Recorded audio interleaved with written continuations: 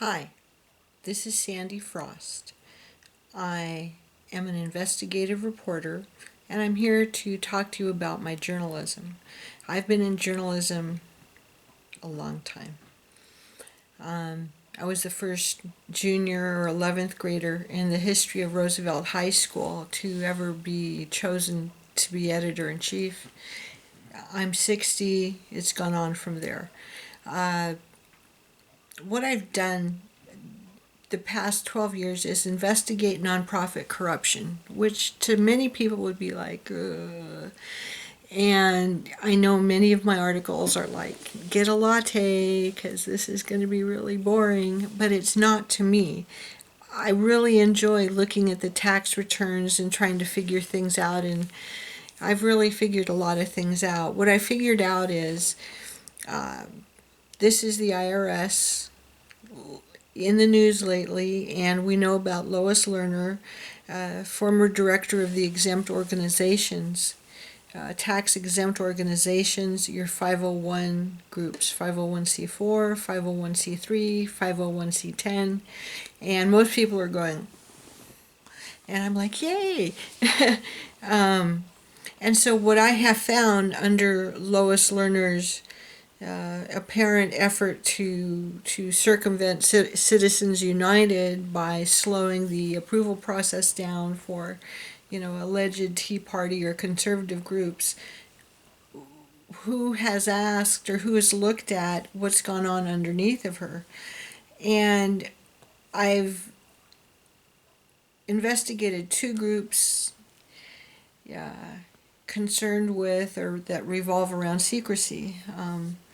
The main group is the Shriners. They're those guys in the red fezzes that operate their network of hospitals. And the other is the International Remote Viewing Association. I began investigating the IRVA, the remote viewing people, in 2003. I began asking questions about their nonprofit status. They had an inactive attorney. Bill Eigels tell me cease and desist. And I said, no, you're not supposed to. And it began then. And for that, I was censored offline, the target of a hate site, a lot of psyops. The remote viewing is done by. It was a way during the Cold War of psychically spying on our enemies with just a viewer, a piece of paper, and a pen.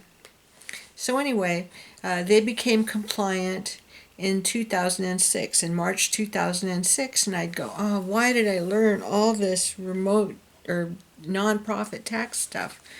And a month later, I was contacted by Vernon Hill. He was a Shriner, and he said, I've been working with an IRS agent and something's wrong. And we're way beyond that now. So from 2003 till today is 12 years. And I'm talking to you because that is essentially what I've done. There are 5 cases of nonprofit corruption, and I just won a Society of Professional Journalists Award for my entry, which was about the development of a skin substitute at the Shriners Burn Hospital in Cincinnati.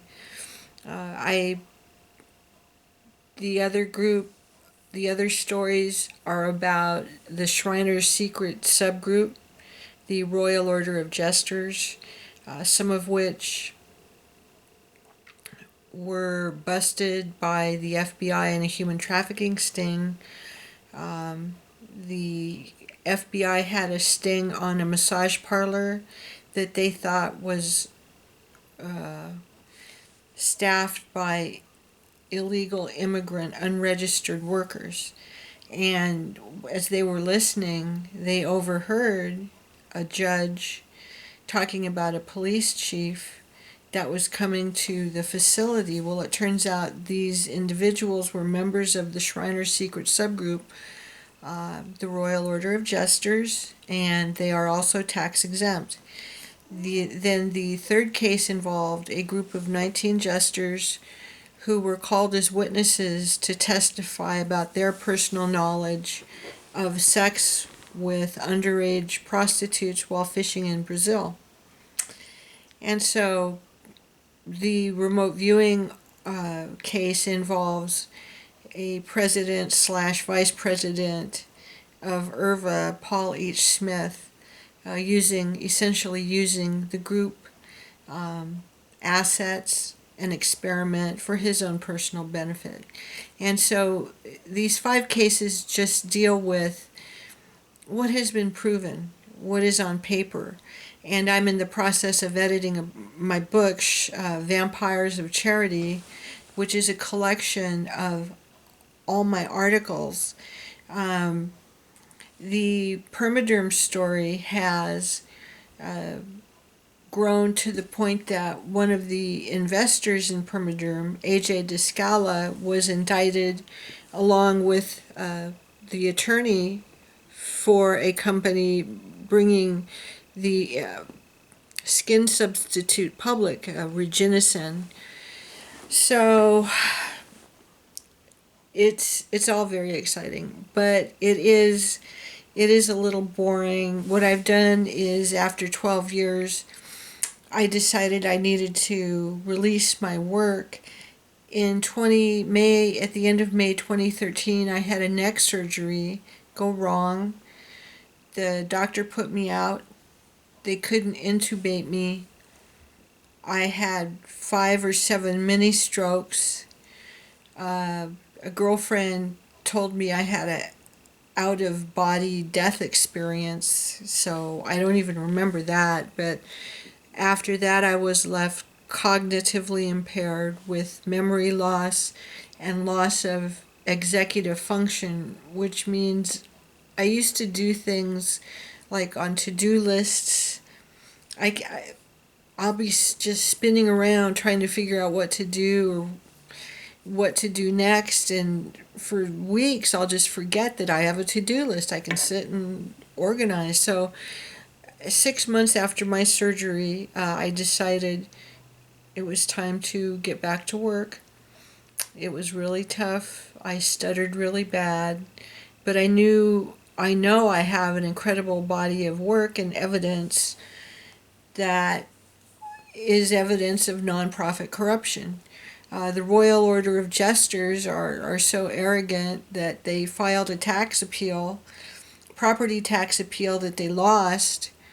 Ed Wolf, the executive director, has yet to tell the IRS, hey, our 501c3 charity of a museum was declared not a charity, and we lost our property tax appeal because, we're not a museum. They still haven't told the IRS that. And that's one of the most basic things that they have to do, and that's one of the cases. So I just wanted to have a minute of your time, introduce myself, and I'll be talking about some of these cases a lot more as time goes on. Thanks for being here. Bye.